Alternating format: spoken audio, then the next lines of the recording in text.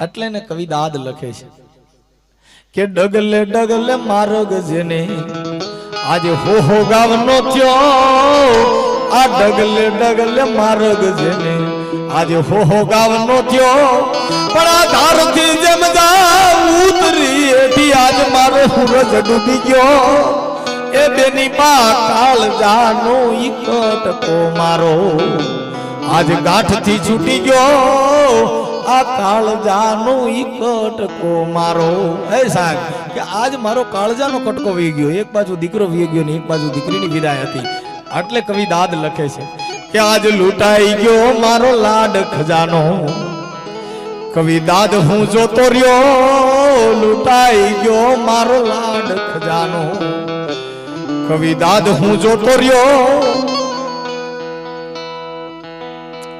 એ લૂંટાઈ ગયો મારો લાડ ખજાનો